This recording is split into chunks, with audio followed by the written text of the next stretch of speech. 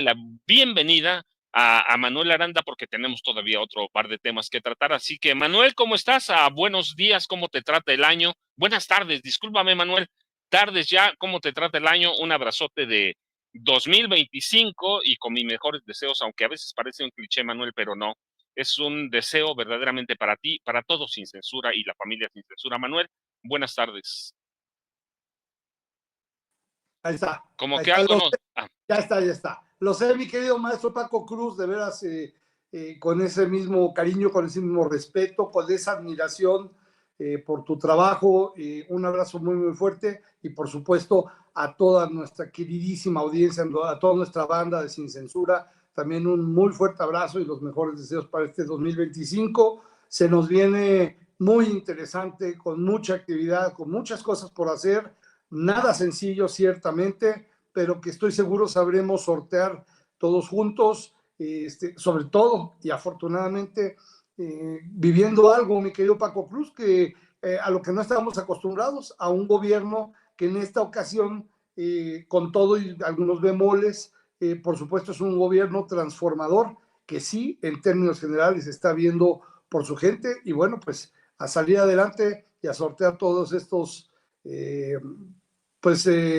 retos que nos pueda poner enfrente la política mundial y especialmente de lo que tanto se ha estado hablando ahorita, de lo que viene a raíz de la toma de posesión en unos cuantos días más del presidente Donald Trump. Oye, Manuel, fíjate, yo quiero hablar, además de que ahorita retomemos en en un momento más eso, yo quiero hacerte una pregunta. Hay en la opinión pública y entre los políticos también el tema de suprimir o no las plurinominales. Yo he dicho hace tiempo que cuando nacieron en los 70 tenían una razón de ser porque nos controlaba este país, un partido de Estado que nace desde la esfera del poder.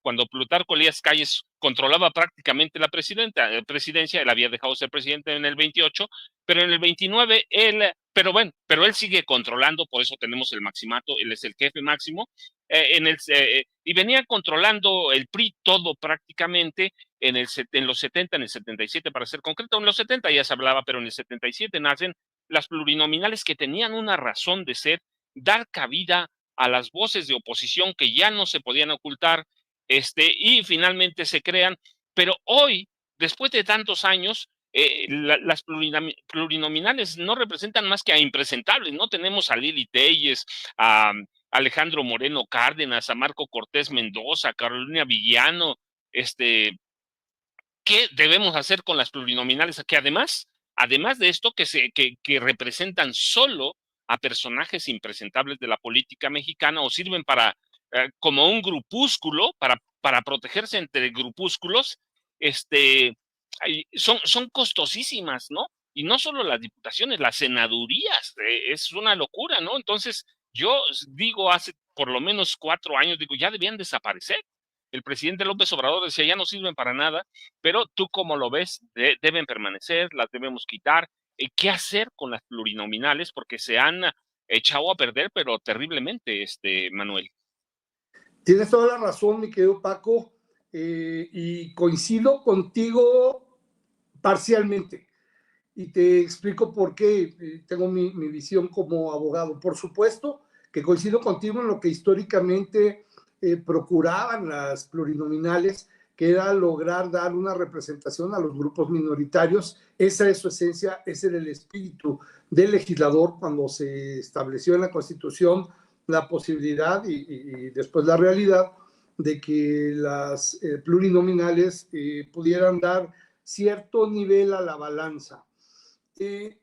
Y también es cierto lo que dices respecto de que quienes hoy día ostentan las plurinominales en términos generales son personajes impresentables, pero, y te lo digo como alguien que nunca ha militado en ningún partido, salvo en Morena, del cual soy fundador, te lo digo con un tema de autocrítica total.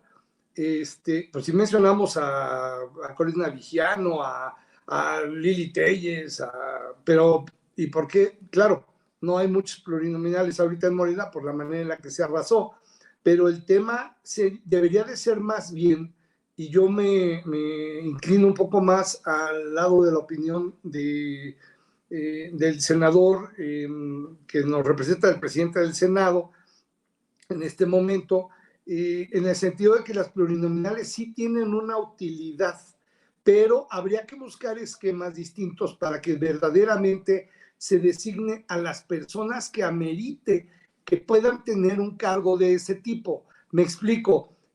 No es tema de que las plurinominales estén ocupadas ahorita, insisto, por estos personajes impresentables, lo cual tienes absolutamente la razón, pero el tema es de quienes los han designado en esos cargos. Pero tanto este fenómeno tan oscuro y tan de verdad pernicioso para el país es parte del prianato, del PRI y fue parte del prianato y también del panato.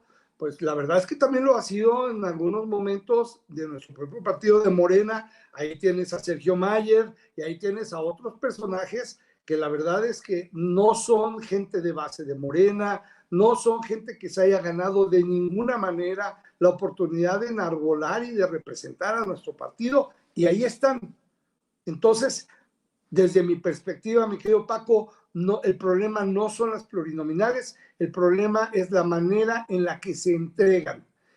Debería de haber un esquema para todos los partidos, no solo para el PRI, no solo para el PAN o no solo para Morena, en el que verdaderamente tuviese que poder acceder a ese tipo de oportunidades, gente que sea de alguna manera de probada honestidad, de verdadera militancia, que tenga a lo mejor una prueba previa, una suerte de elección interna previa, pero realizada por las bases, no por dedazo, para que realmente esa representatividad que pretende dar el esquema de las plurinominales sea real y entonces tenga la autoridad que necesita y cumpla la función que requiere. Esa sería mi opinión al respecto, mi querido Paco. Fíjense, Manuel tiene yo no mencioné nombres de Morena porque los conocemos, Sergio Mayer, pero está Javier Correr Jurado, está Alejandro Ismael Murat Hinojosa, Erubiel Ávila, que fue gobernador del Estado de México. Sí, hay muchos impresentables. La cuestión que yo digo, y que plantea Manuel, es interesante, buscar un esquema. El problema que yo le veo es que buscarle un esquema es entrar a la vida interna de los partidos. Y lo que yo digo es cuando nace en el 77, cuando Reyes Heroles, el último, yo digo, de los priistas decentes de este país, de los muy poquitos decentes, que eran las plurinominales, tenían una razón. El PRI se había creado desde arriba, es decir, desde la cúpula del jefe máximo de la revolución hacia abajo, y así se distribuía el poder. Ahora, y tenemos a Morena, que es un partido que nace desde abajo de la democracia. ¿Por qué yo digo, Manuel, no buscar mejor un esquema en el que esos partidos políticos, el PRI y el PAN en concreto, que son los únicos que hay en este momento, bueno, también tenemos al PT, que tiene muchos vicios, y al Partido Verde Ecologista de México? ¿Por qué no hacer o buscar esquemas que sean competitivos? Porque somos un país que tiene más legisladores que Estados Unidos, tenemos senadores de primera minoría, senadores plurinominales, y yo digo, ¿por qué no buscar esquemas que hagan que los partidos compitan como se debe hacer? Pero bueno, la opinión es de Manuel y yo estoy de acuerdo con él. Hay que buscar esquemas, aunque yo soy de la idea que debían desaparecer definitivamente por estos motivos, estos elementos que doy. Pero ¿qué hacer con estos partidos que en realidad, cuando nacen las plurinominales, el PRI las controlaba, pero ahora las controlaban ellos? Las reglas democráticas fueron las mismas, incluso impuestas por ellos. Manuel, ¿qué hacer con el PRI, con el PAN, con el PT y con el Partido Verde o con los partidos nuevos que se vayan a sumar? Sí, es toda una complicación, es un reto lo que planteas, mi querido Paco. Mira, el tema de las plurinominales no les va a solucionar el hecho de su existencia o no va a solucionar el hecho de que pudiesen en un momento dado democratizarse todos esos institutos políticos, unos más, los requieren mucho más que otros, evidentemente. Mi idea, por ahí en algún otro programa surgió la posibilidad de plantear que desaparecieran, pero solo parcialmente las plurinominales, de que hubiese al menos la mitad, solo la mitad de las que actualmente están, y que hubiese ese esquema que comentaba yo, en el que de alguna manera el voto de las bases al interior de cada partido pudiera determinar los posibles candidatos a esas plurinominales en un eventual lugar que fuesen ocupando, dependiendo la votación, pero cumpliendo ciertos requisitos que verdaderamente se cumplan.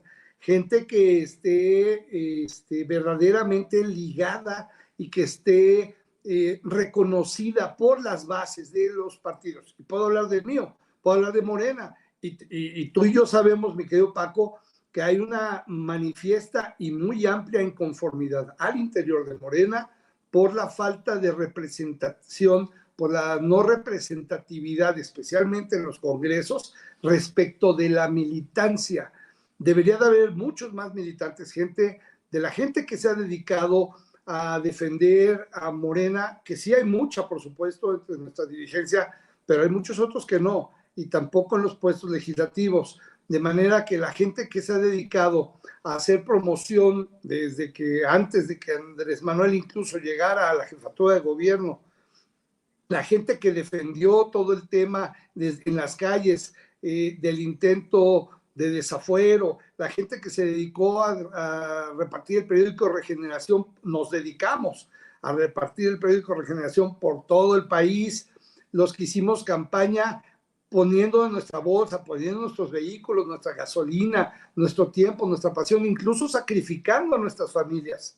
Tengo 3 hijas y las 3 se acuerdan perfectamente bien que desde chicas les decía, ahora niñas, vámonos a morenear, y nos acompañaban a estar repartiendo el periódico Regeneración, lo hacían también como una actividad que era, pues lo hacían contentas, lo hacían de una manera pues, para distraerse, les parecía divertido, pero iban generando conciencia.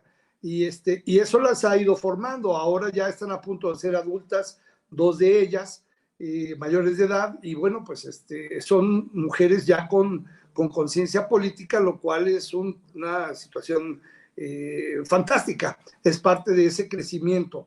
Pero este es el tipo de gente que los que somos morenistas de base quisiéramos ver representándonos en la Cámara de Diputados, en la Cámara de Senadores, en varios puestos políticos, en los gabinetes estatales y federales, en los consulados, mi querido Paco, y por qué no, incluso en las embajadas, y no tener personajes funestos como el exgobernador de aquí de Hidalgo, Omar Fayad, que todavía está disfrutando ahí de las mieles en Europa, de ser embajador en un país con el que ni siquiera tiene relación alguna y del cual te puedo dar una cantidad de información que te llamaría la atención y se les mantiene ahí. Entonces, en esta oportunidad, y ojalá Vicente tenga chance de monitorear esta plática que estamos teniendo, pudiera platicar ahí con Omar Fayad, ¿no? Y preguntarle, bueno, de qué manera está realmente él aportando y procurando al Estado mexicano, después de haber dejado en las condiciones en las que dejó al Estado de Hidalgo, muy malas, por cierto, muy, muy malas, de no haber abonado en nada a la democracia del Estado, de haber salido en muy malos términos, y personajes también como ex gobernadores priistas de Chiapas o de no me acuerdo qué estado es, Juan Sabines, te acordarás perfectamente de él. Actualmente y por ya no sé cuántos años, creo que lleva una década, ya es un dictador del consulado en Orlando, Juan Sabines, que tiene una ventanilla, por ejemplo, para pueblos indígenas, en la que pues, tiene a puros amigos recomendados y percibiendo, por cierto, un recurso de más de $3,000 mensuales en una ventanilla que verdaderamente no está haciendo nada y que también es uno de los consulados que han sido mencionados por vender las citas. Ya no se puede sostener. Y esto también tiene que verlo en la Cancillería, nuestra presidenta Claudia Sheinbaum, cómo confiar en una transformación de un sistema consular en el que se mantiene todavía un personaje como este y varios otros, varios otros. Entonces es parte, yo considero, de repasar este tema y de que por fin ya estos cónsules deberían de ser renovados y replantearse incluso la posibilidad de que pueda empezar a haber cónsules migrantes. ¿Por qué no? ¿Quién mejor que los mismos migrantes que tenemos y no es que me esté candidateando a mí, estoy hablando de cualquier otro migrante con las capacidades para hacerlo y con los méritos para que pudiera estar al frente de un consulado y servir a los connacionales, porque saben perfectamente bien de lo que se necesita, de las carencias y de cómo se requiere que se trate a los migrantes mexicanos, especialmente, muy especialmente en los Estados Unidos, Paco. Así, Manuel, fíjate, es que es bien importante lo que platica Manuel, pero ¿cuántos diputados tenemos? Tenemos 300 mayoría relativa, recuerde, y 200 plurinominales. Tenemos 64 senadores de mayoría relativa, 32 de primera minoría y 32 plurinominales. Y yo digo, ese sistema está tan prostituido como la Constitución. Pero aquí tenemos a Manuel. Manuel, antes de que nos vayas, mira, ya se pasa rapidísimo el tiempo. Manuel, es el primer día hábil real del año, aunque los alumnos regresan hasta el 9 de educación básica, todavía se siente que hay un poco de vacaciones, pero ya en realidad hoy es un día normal, hábil, Manuel, ¿a qué debemos prestar atención para ti este inicio de año y en los primeros 6 meses? ¿Qué va a marcar aquí en el país? Ya sabemos que internacional, ya no lo dijiste antes, Donald Trump, pero en el país, ¿qué va a marcar la agenda? Y luego, ¿qué viene después de Trump? También muy buena pregunta, mi querido Paco. Ahí se ve la calidad del periodista. Mira, ¿qué va a marcar la agenda? Allá a nivel interno, el tema económico y para mí, desde mi perspectiva, 2 puntos, el tema económico y el tema de seguridad. Y son temas en los que la presidenta Claudia Sheinbaum está verdaderamente poniendo mucha atención. De entrada, lo que comentabas hace rato con Vicente y se mencionó, medios como El Economista, por ejemplo, o El Financiero, que están publicando también cómo el nivel de preferencia a favor de la presidenta Claudia Sheinbaum rebasa el 75, 76%, creo que ya está el 78%. Son signos inequívocos de que los temas económicos se están abarcando de manera adecuada. Si bien es cierto, estamos ahorita viviendo un periodo en el que la estabilidad del peso no es que esté inestable, pero sí ha sufrido un aumento notable, notorio, que no una gran devaluación, ni mucho menos. También es cierto que las reservas son históricamente más potentes que nunca antes. Y eso lo saben perfectamente todos los inversionistas extranjeros y nacionales, y por eso le siguen apostando a estar invirtiendo en México, a invertir en una política que contemplan a muy largo plazo. Son inversiones verdaderamente importantes las que están realizando y que quieren seguir realizando para poder obtener beneficios económicos. De eso se trata, pero por supuesto también de ofrecer empleos, de ofrecer desarrollo, y México les está pareciendo verdaderamente una de las grandes opciones a nivel global. Eso en términos de economía. En términos de seguridad, pues la verdad es que también hemos visto resultados muy interesantes de la mano de Harfuch. En estos primeros meses, estamos ya con 100 días de este gobierno federal, hemos visto detenciones interesantes, pero también me ha tocado ver despliegues de fuerzas federales, policíacas, en varios lugares. Acabo de estar en Acapulco por unos días, verdaderamente notable la manera en la que hay presencia por allá. Acabo de ir también a Laredo, en Texas. El tema de Laredo, de todo Tamaulipas, pues se cuece un poquito aparte, pero aún así se ve mucha presencia de fuerzas federales cuidando el orden. No nos tocó saber ni ver ningún tema mayor. Digo, y no es que algunos temas particulares de algunas personas no lo sean, no sean importantes, por supuesto que sí, pero temas mayores de seguridad, creo que están muy tranquilos, está controlado y bueno, pues este desarrollo, como tú preguntabas, mi querido Paco, será la parte total, el económico y el de seguridad, que permitirá que la gente en este arranque, en este primer año de gobierno de Claudia Sheinbaum, consolide bases firmes para de ahí en adelante poder seguir con el desarrollo que se espera que el país pueda tener. Manuel, ¿a dónde te podemos buscar? ¿A dónde te encontramos? Yo, como siempre, pero antes, inicio de año, no nos habíamos visto, te doy un abrazote, de veras mis mejores deseos. ¿A dónde te podemos buscar? ¿A dónde te encontramos? ¿Y con qué nos dejas este lunes a 6 de enero de 2025? Gracias, mi querido Paco Cruz. Pues nuevamente un abrazo muy fuerte, feliz Día de Reyes, feliz año, lo mejor para toda la familia Sin Censura. Y bueno, pues nos seguimos leyendo. Estamos ahorita por el tema de trabajo, mi querido Paco Cruz, al frente de la Dirección General de Atención al Migrante, aquí en el gobierno del estado de Hidalgo. No tenemos mucho tiempo ahorita para estar haciendo publicaciones, pero nos mantenemos activos en Voces Libres en Facebook, Voces Libres en Facebook, y por supuesto con las publicaciones y mucho más recurrentes en lo que antes era Twitter, ahora X en @Aranda Montero, para que podamos estarnos comunicando, para poder estar retuiteando todo lo que Vicente y Sin Censura publica. En ocasiones también muchos de tus tweets los estamos replicando ahí, mi querido Paco, y por supuesto y los de varios otros compañeros de Sin Censura. Así es que seguimos en esta tarea de informar y de concientizar a la población para que podamos salir adelante. Ahí está el secreto y esa es la fórmula.